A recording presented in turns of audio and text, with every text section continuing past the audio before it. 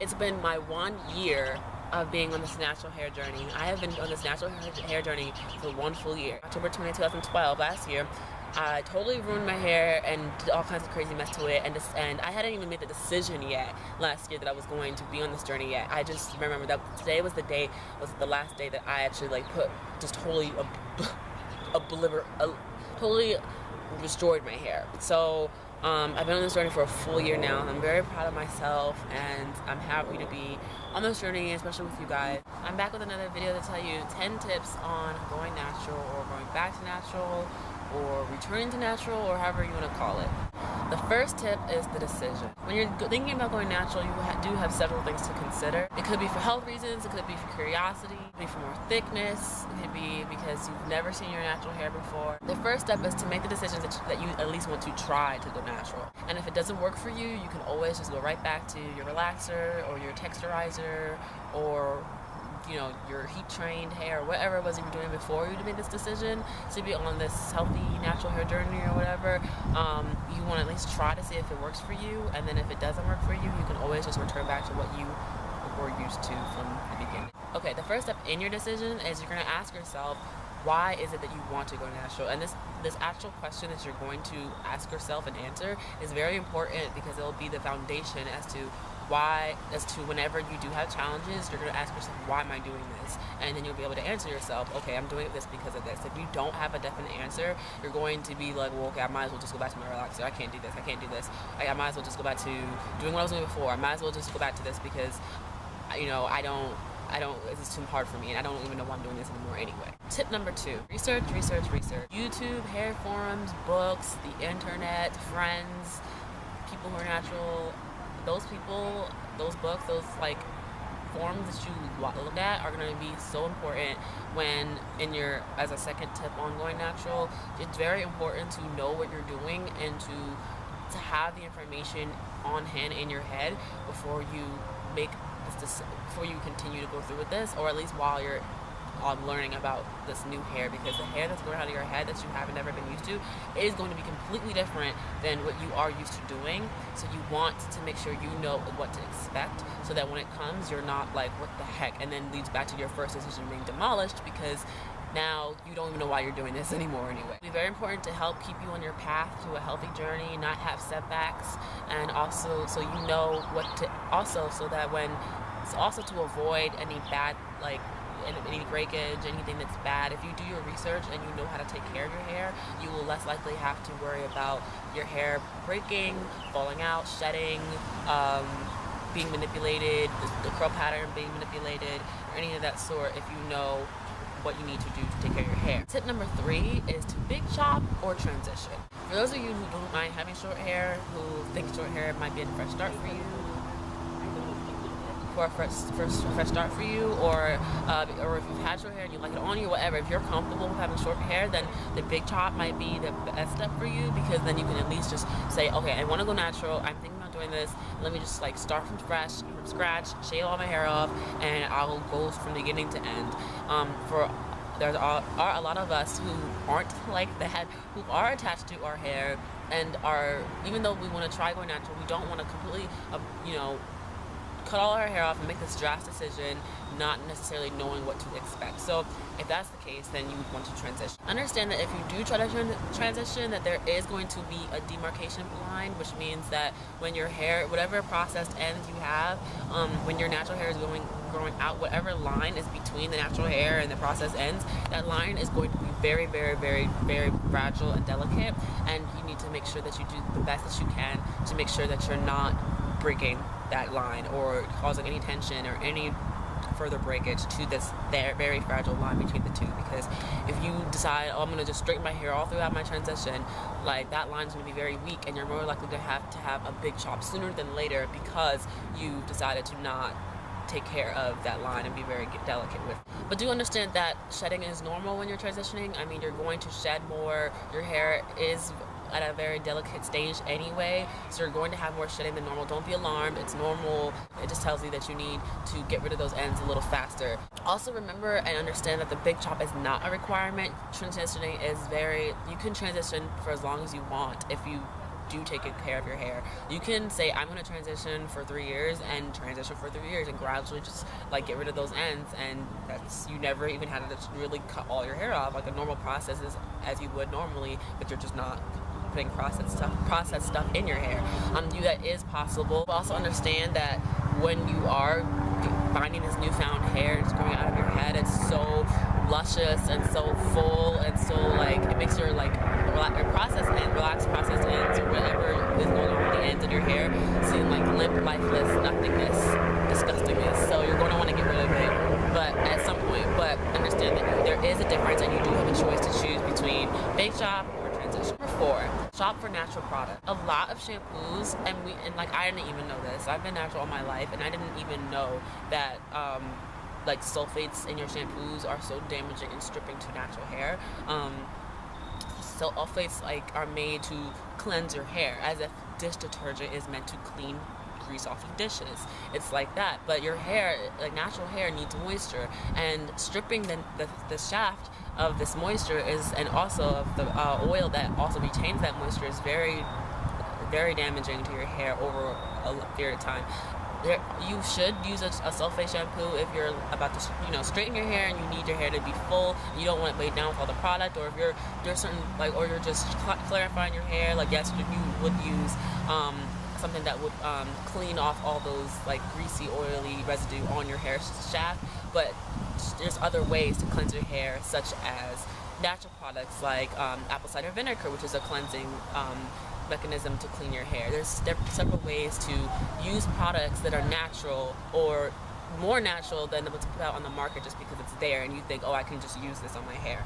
Make sure you do which leads back to your research, to understand what products are good for your hair and what works for you, because what might work on my hair may not work on your hair, and vice versa. So take the time to, which leads back to my tip 2, to research and find out what products might work for you and to try them. As for me, product junkiness never was a problem for me. I usually make a plan, have an idea, try it. If it works, I stick to it, and that's it. I'm not so much with my hairdos, my hairstyles. I have to change those all the time. It's just how I am. But as far as my products, I'm very consistent with that, and that is always in my regimen, and that's I stick to. And also understand that over time, you want to start treating your process ends as if it's natural. You're going to get rid of it anyway. Even though, let's say for instance, relaxed hair is very porous. It absorbs water very well. So you may not need as much moisture in your relaxed hair as you did with your natural hair. Whatever. You're gonna have to be able to balance, your protein treatment for your relaxed hair, and then your moisture for your natural hair going through. But more so your natural hair, because eventually you're going to get rid of this relaxed hair anyway. So you want to treat all of your hair as if it's already natural. Along with this tip, make sure that you start reading labels before you buy it and use it on your hair. Make sure that when you're buying, like creams and whatever, make sure to read the labels. I've learned that if the product has a lot of ingredients in it, and it's a lot of ingredients I can't even pronounce, it's probably not a good idea to put it in my hair. It's probably very chemical based, and it's probably not the healthiest wet thing to put in my hair.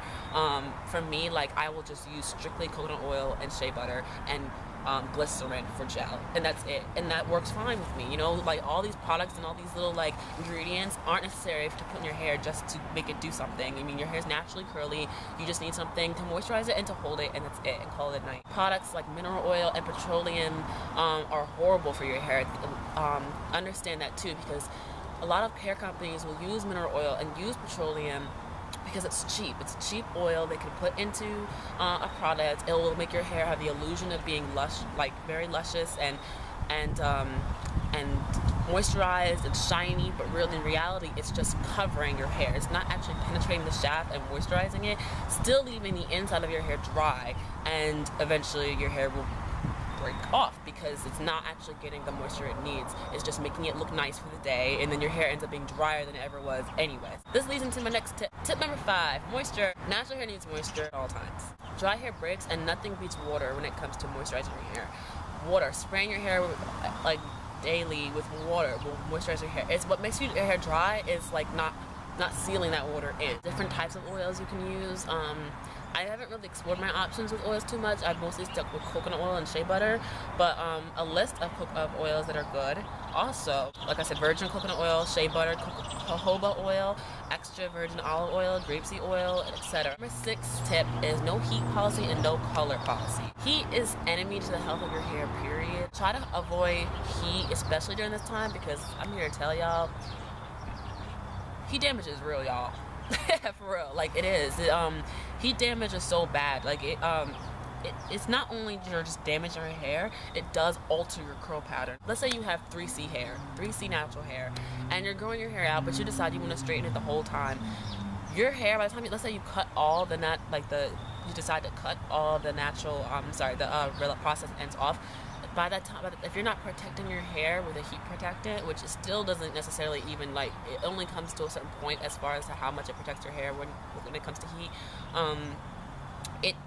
You won't even be able to tell the difference between your natural hair and your process ends, because by that time what heat damage does is it straightens your hair. You're telling your hair straighten. So your hair conforms to that. If you were to do a twist out or braid out and you're braiding it and you leave it overnight and you take it out and it has a crimped effect, it's because your hair has a memory and it remembers what position you put it in, it told it to do, and it stays that way. And if you're putting a heat on it, especially a heat on it, it tells your hair to straighten. So next time you wash your hair, you may not have curly hair anymore. Your hair, and it may not even be all over your head. It may just be in certain spots that took the heat more than other spots. So you'll have straight hair here, curly hair here, kinky hair here. And we already have enough textures all over our head as it is. We don't need just random straight hairs all over. You know what I'm saying? So, and it's not even just that. It's just really damaging and drying, and it's going to cause more breakage, which then leads back to you having to cut your hair sooner than later. And you just don't want to cause heat damage when you haven't even fully experienced your natural state yet, when you haven't even begun to be 100% natural, because you're not going to understand what your natural hair does until you cut those process ends off. So the heat damage in your hair, and then let's say you finally do cut those ends off, you're gonna be like, oh my god, I don't even like my hair. But you're not gonna know that you don't like it because you've damaged it. You damaged it, so you're not even really experiencing your real hair. It's still processed to some degree. Tip for that, and like a excerpt for that, would be try using air drying or to dry all your styles. Instead of curling your hair into curlers, why don't you use flexi rods? Flexi rods are great, and they look just like as if you were to flat iron curl your hair, and actually they last longer too. And air dry your hair overnight. If you really need to hurry up and dry your hair, use your blow dryer on the cool setting. The cool setting does so much. Like, seriously, like, you don't necessarily heat to have your hair be stretched or style it, or you know what I mean. Like, there's other ways you can blow dry your hair on the cool setting and then use a flexi rod and curl it, and you'll have bouncy curls as if you were to use a curling iron. You know what I mean? Like, so there's other ways to get styles without using heat and still looking good. And also color strips your hair of so your hair has melanin in it as if your skin were to have melanin. You know how when you cut your skin and then you see the white part, it's because doesn't have any melanin in it. Well, it might have melanin, but it doesn't have any sun exposure. When you're coloring your hair, like dyeing it blonde, you're stripping your hair of its dark brown color, or whatever color it has, and getting it to the very core of what's left, which is then the blonde, which isn't your natural color. Blondes probably have a built-up of blonde, whereas like people who are brunette have a built-up of brown. So when you're stripping it of all that, you have this one piece left of blonde hair, and it's very weak, as if you were to perm it.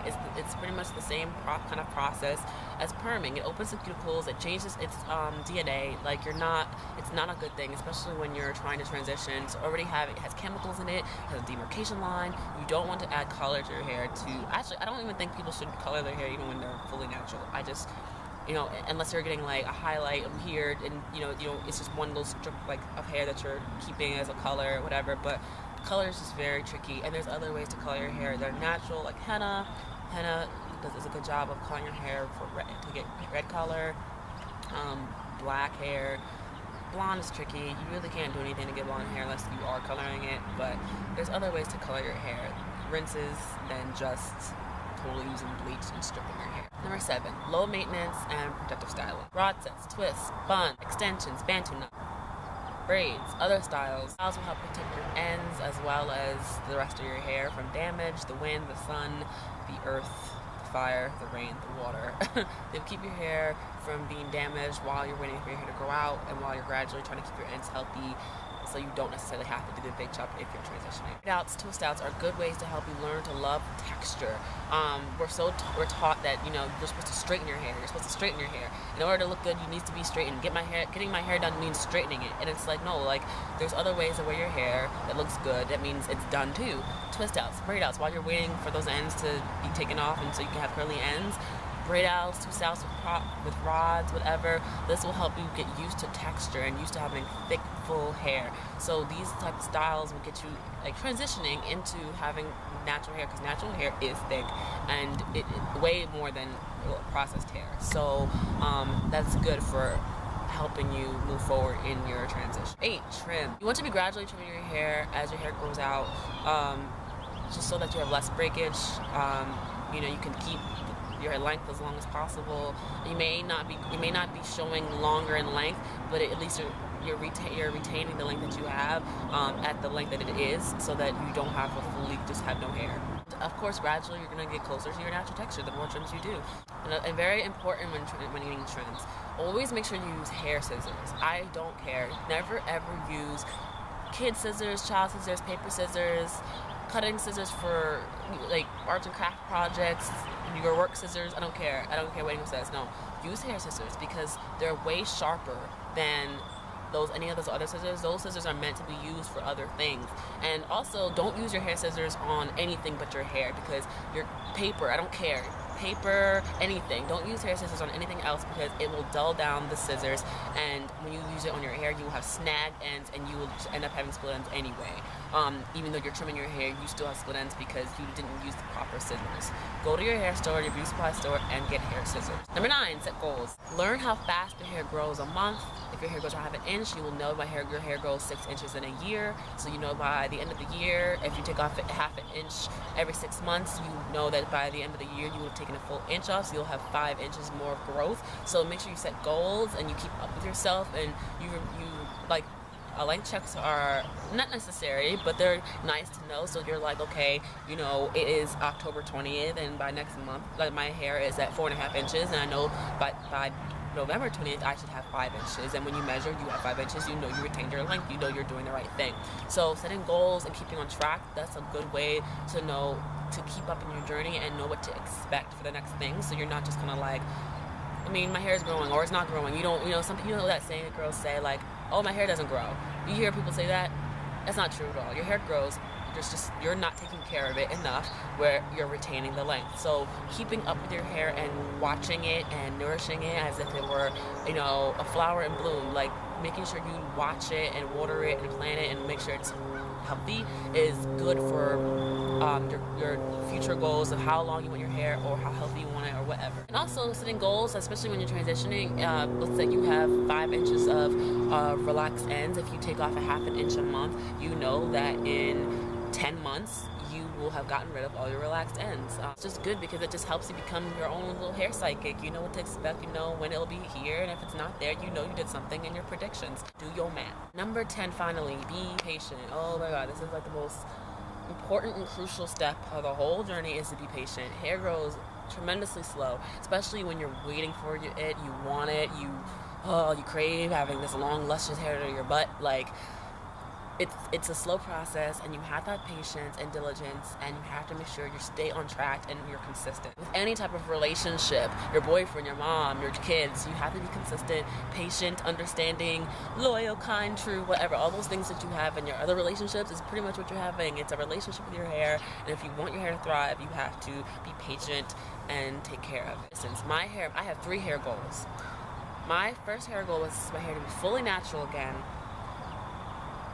for it to be super long, meaning 20 inches, which is the top of literally right above my butt, and for it to be blunt. I don't like layers. Blunt, cut straight across, front and back, blunt, straight across. So those are my 3 goals, and I know one of it is gonna be, I'm gonna meet before the other. I wanted natural hair first. I figured that was the first goal, right? So I cut all those processed ends that I had, and now I'm all natural again. Yes, my first goal is complete. My second goal now is to reach 20 inches. From the nape of my neck right here to the 20 inches that it will reach is my next goal. That's gonna take a while, obviously, but that's my next goal. But I'm not worried about the bluntness. The third one is blunt. I know the top of my head is higher, so it's gonna take longer for the hair up here to reach down here to be a blunt cut. So I'm like, all right, I'll just have layers for a while, whatever. But as long as I get to my 20 inches, I can then work on being blunt after that. So, you know, you set goals and you tell yourself what you want and what you want to happen first, and you just stay with it. And just understand that this process is not something that's going to happen overnight. It may not even happen over the course of a year. It's going to take a few years, especially if you have length goals that you know that require 2 years to achieve. You know, 20 inches is not going to happen in a year. It's going to happen maybe in 3.5 to 4 years. You know, so it takes time. And so thanks guys for watching. That's my 10 tips on going natural, being natural, and returning to natural, and all those things you want to call it, whatever. Thanks for watching, guys. I will see you in my next video.